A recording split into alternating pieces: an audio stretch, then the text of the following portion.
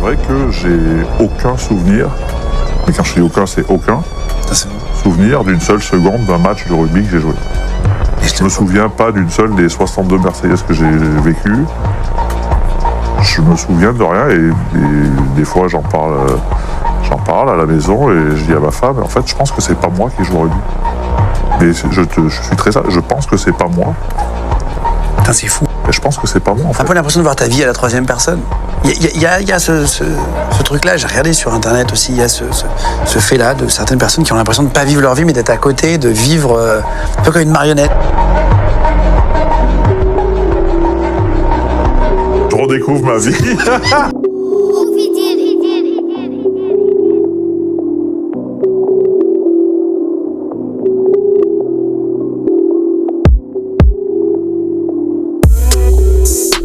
Bienvenue sur Panzer Paranormal. Fais tes invocations.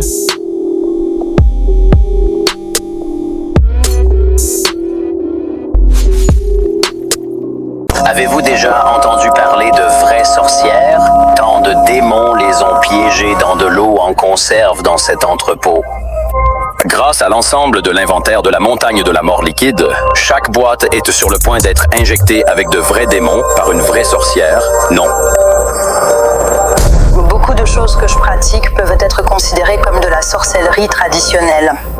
Ce que vous êtes sur le point d'assister est très réel, très dangereux et, à mon avis, c'est une idée effrayante. Nous entrons.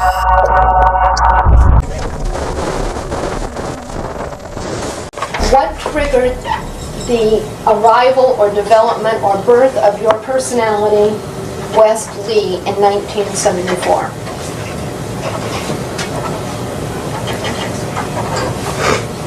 I cannot give that information under direct orders. Orders by whom? I cannot say. Mr. DeCamp, would you please instruct your client when he has to answer these questions? Yes. You're supposed to answer these questions.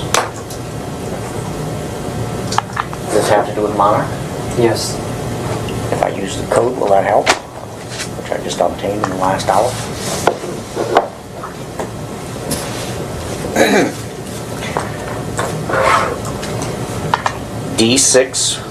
D6413782, program XPY Eagle Alex Hope.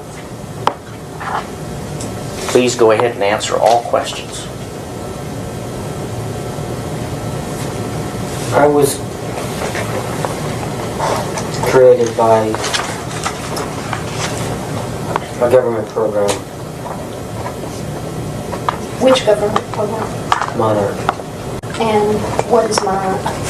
Monarch is an operation that was created by the United States government to create spies for other countries. They use children for the purpose that they are easily integrated into multiple personalities because they can dissociate. Monarch is a program that is run by Michael Angelo Aquino, who was an Army Reserve colonel at Presidio. He is also the leader of the Temple of Set. He also runs a child daycare center. He also is involved in human sacrifice. Is he employed by the United States? Yes, At what facility? Presidio, California. Is that in San Francisco area? Presidio Yes. Naval Base? Yes. Do you know what rank Michael Aquino holds? He was a colonel. Is he currently employed there? I am not aware of the current situation. Now, describe the program again, the Monarch program. Monarch, as I said, was a program that used children to make multiple personalities for future use as spies and as a way to take over the United States government. The personalities were created at the first. Who was intending to take over the United States government? I do not know that information. Did you understand Mr. Aquino to be working on behalf of the United States or against the United States? I believed he was working on behalf of the United States. So some segment of the United States was trying to take over the United States government? The plan that Aquino had in it was he wanted to usher in the Antichrist, which is talked about in the Bible. This was a government-sponsored program? Yes. Okay. You were 7 years old at the time that you were recruited? I was actually 3 years old when it first began, but I was not created until later on. Who created you? I was created by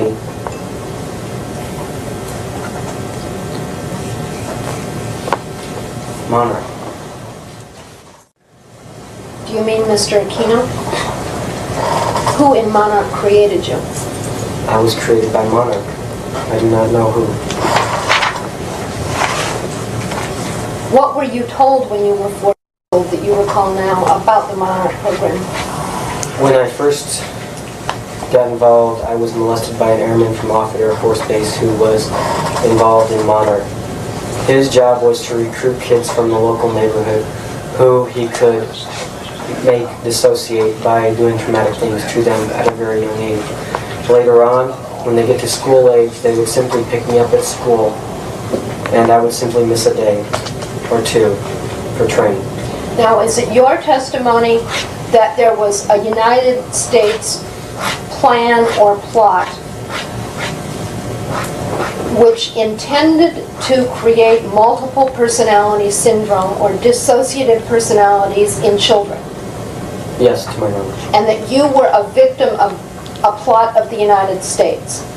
And that that's when your multiple personalities first began to develop? Yes.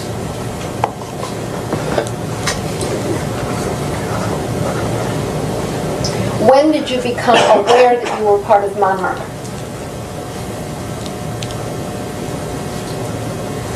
I knew that I was aware of Monarch the whole time, as Wesley. From 4 years old, forward, At my creation. 1974. Yes. So that would be from 7 years forward. You were aware of the creation of Wesley and the plan and the concept of the United States to cause you to dissociate. Yes. And now, what is your understanding of the reason that Monarch wanted children with dissociative disorders or multiple personality disorders? Because if one was captured in the future spying, the personality or the person that was captured would go into a personality that would have no useful information. There would be other personalities that would come out that would render the person to seem hallucinatory or to seem as if he was indeed crazy.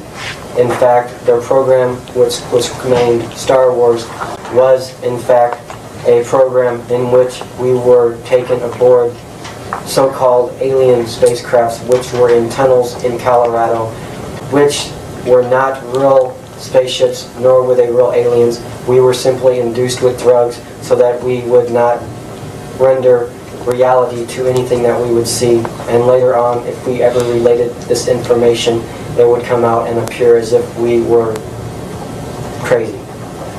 So you were trained actually to be a spy Yes. on behalf of the program known as Monarch, Yes. for the purpose of ultimately taking over the government of the United States. Yes. And the reason that you were and the reason that the individuals in charge of the program wanted children with dissociative personalities or multiple personalities was so that they would not reveal the information that they gathered if captured in one of their other personas. Yes, if captured or in any other normal activities. Were you paid for your work in Monarch? No. How long did you work for Monarch? I do not consider it working for them. I consider it more or less them being in control of me. From 19, as I said, probably 1970 until 19.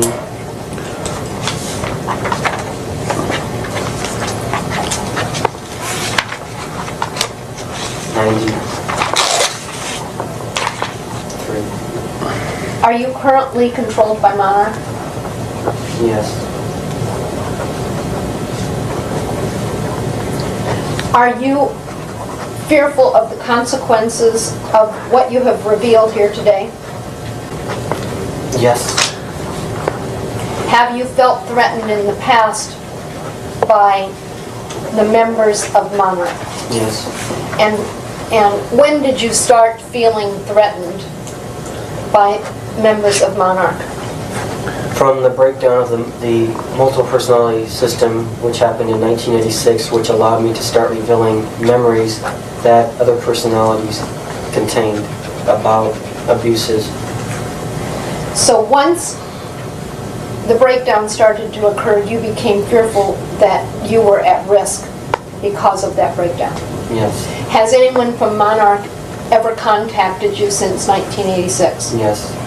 Who has contacted you from Monarch? I cannot reveal that because I do not know what their names are. They use code names. Yes. What are some of the code names that people use? The Eagle. What has the Eagle done that has been threatening? The Eagle makes phone calls that initiate hypnotic suggestive personalities, which are not real personalities, that were programmed in by Monarch. And what these codes that he says to me when he calls make the other personality or the suggestion come to pass, whereas I will do something in that personality and will not remember it at all in any other personality. It will be forgotten, and I won't even have a record of it as myself.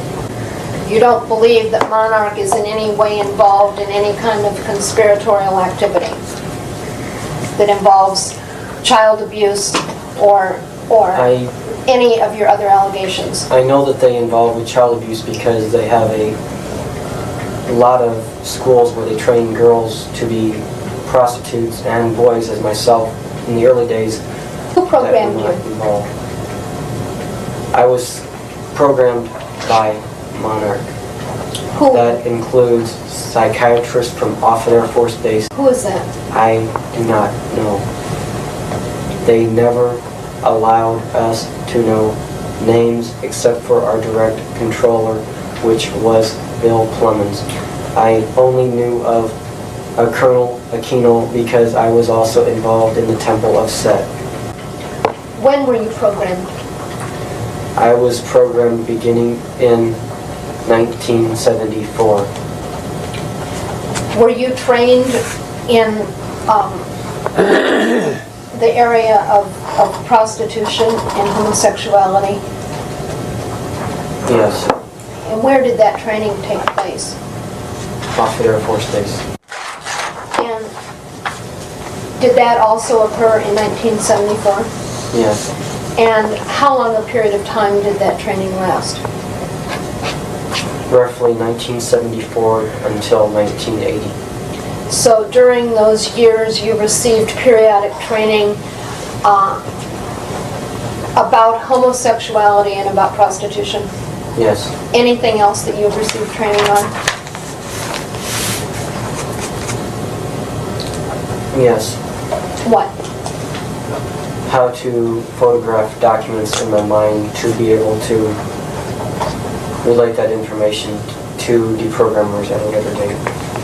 When they program the personalities, or the triggers, as I call them, they would call me up and they would use a code. I would simply switch into that trigger, go to where they told me to go, whether it would be Get on an airplane because they would already have the tickets there. They would have the tickets there under a name that only that trigger would know. And go to wherever it was. There would be somebody waiting for them in that city and take them to wherever it was that they were supposed to go, bring them back to the airport, put them on the plane. They would come back home, and as soon as they walked in the door, the memory of everything that had just happened would be erased completely. C'est vrai que j'ai aucun souvenir, mais quand je dis aucun, c'est aucun souvenir d'une seule seconde d'un match de rugby que j'ai joué. Je me souviens pas d'une seule des 62 Marseillaises que j'ai vécues. Je me souviens de rien et des fois j'en parle à la maison et je dis à ma femme, en fait je pense que c'est pas moi qui joue au rugby. Mais je suis très je pense que c'est pas moi. Putain, c'est fou. Et je pense que c'est pas moi en fait. T'as pas l'impression de voir ta vie à la troisième personne. Il y a ce truc-là, j'ai regardé sur internet aussi, il y a ce fait-là de certaines personnes qui ont l'impression de pas vivre leur vie mais d'être à côté, de vivre un peu comme une marionnette. Je redécouvre ma vie. Victime du protocole MK-Ultra, l'enfance semble l'être. C'est ce qu'on appelle la programmation incrémentale, c'est-à-dire que des tueurs entraînés manipulent. Il a une arme depuis que j'étais enfant. Hinweis auf eine junge Frau, die überzeugt ist, das Killerprogramm der CIA durchlitten zu haben. Wie Anne lebt sie zurückgezogen. Eine kleine Siedlung, viele staubige Autostunden von der Hauptstadt Phoenix entfernt, in der Weite Arizonas. Hier lebt Cheryl. Sie bittet, ihren richtigen Namen zu verschweigen.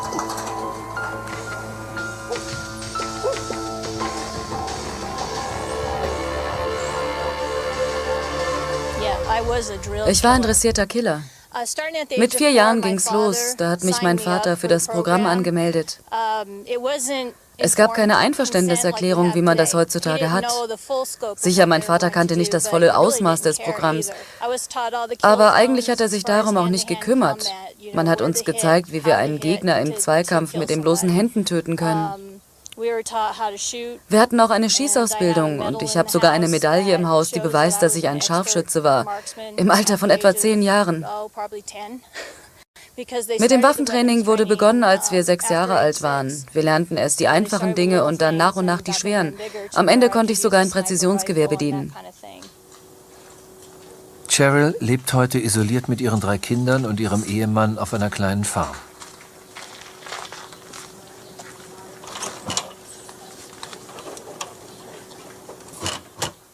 Den Kontakt zu ihren Eltern hat sie abgebrochen. Jahrelang leidet sie unter Angstzuständen und unerklärlichen körperlichen Schmerzen.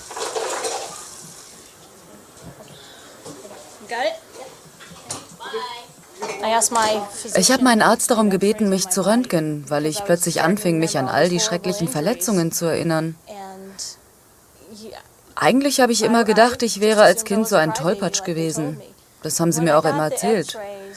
Als ich dann die Röntgenaufnahmen sah, habe ich geglaubt, mir wird der Boden unter den Füßen weggezogen. Mein Gesicht war zerschmettert, überall. Mein Schädel war gebrochen, meine Halswirbelsäule. Tatsächlich waren an meiner ganzen Wirbelsäule Brüche zu sehen. Mein Becken war zertrümmert. All diese Sachen. Und als Mutter, ich habe sofort meine Mutter angerufen und sie gefragt, was war da los? Und sie konnte es mir nicht sagen. Sie wusste von nichts. Also als Mutter, man erinnert sich doch an solche einschneidenden Ereignisse, wenn sich dein Kind in der Tür die Finger klemmt. Meine Mutter konnte sich an überhaupt nichts erinnern. Das war eigentlich nur der Anfang. Und dann überrollte mich diese Lawine von Erinnerungen. Die Mutter leugnet noch heute. Ihre Ausrede zu Cheryls Verletzungen: immer wieder sei die Tochter im Supermarkt verloren gegangen und erst Tage später aufgegriffen worden. Jahrelang stellen Cheryls Ärzte keine Nachfragen zu ihren Verletzungen. Viele brechen die Behandlung ab, als das Stichwort MK-Ultra fällt. Cheryl ist täglich auf Dutzende Schmerzmittel angewiesen. Erst 1999 vermerkt ein Arzt in ihrer Krankenakte, das Verletzungsmuster ist typisch für MK-Ultra-Opfer. Fahrt mit Cheryl und ihrem Mann zu ihrem ehemaligen Psychologen. In der Therapie vor 3 Jahren versucht Cheryl, sich von quälenden Erinnerungen und Depressionen zu befreien. Cheryl will endlich die volle Wahrheit wissen und beauftragt einen Polizeibeamten mit der Spurensuche. Als seine Ergebnisse vorliegen, sieht der Psychologe Cheryls angebliche Gemütskrankheit in einem neuen Licht. Sie kam zu mir mit Geschichten von bestimmten Leuten, Namen und Orten. Zu dieser Zeit hatte sie bereits mit Dale Griffiths, einem Ermittler, Kontakt aufgenommen. Teil seines Auftrags war, ihre Schilderungen zu untermauern. Dann kam sie mit einer Skizze zu mir, von einem Ort, den sie am Abend zuvor gezeichnet hatte, an den sie sich aus ihrer Kindheit erinnerte, ein bestimmtes Gelände. Ich habe einige ihrer Zeichnungen genommen und zu Dale geschickt, und er hat dann versucht, diese Plätze zu finden. Und für mich war es ein eindeutiger und starker Beweis, als ich von ihm hörte, er hatte tatsächlich einige von ihnen gefunden. Tagelang zeichnet Cheryl in der Therapie. Skizzen von grausamen Experimenten, in denen versucht wird, Kinder zu programmieren. Dieses Bild zeigt, wie ich eingewickelt und festgeschnallt auf einem Bett liege. Wieder einmal habe ich einen Helm mit Elektroden auf. Und das nannte man Programmierung und Persönlichkeitsspaltung. Und ein gewisser Dr. Green stand hinter mir und warf mit einem Projektor Dias an die Wand. Er sagte, er brennt sie in mein Gehirn hinein, die Matrix meiner Programmierung. Wie er das machte? Das Dia war am Anfang klein und wurde immer größer, immer größer. Als dann das Bild ganz groß vor meinen Augen war, gab es diesen wahnsinnigen Stromschlag. Zur gleichen Zeit ging über mir ein rotes Licht an. Und er sagte zu mir, jetzt haben wir es dir ins Gehirn eingebrannt. Dieser Dr. Green hatte einen perfekt gestutzten hellen Bart. Ein Militärhaarschnitt, aber ein wenig anders als sonst. Er hatte irgendeinen höheren Militärdienstgrad. Er trug eine richtige Uniform und sprach im strengen Befehlston. Er war ein absoluter Perfektionist.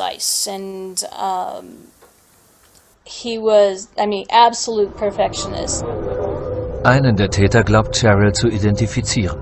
Doch weder bei ihm noch bei vielen anderen Verdächtigen.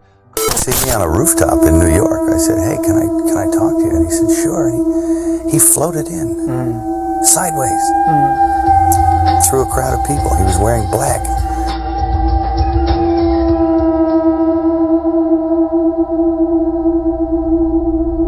And it was like one of those old vampire movies where they don't walk but they glide.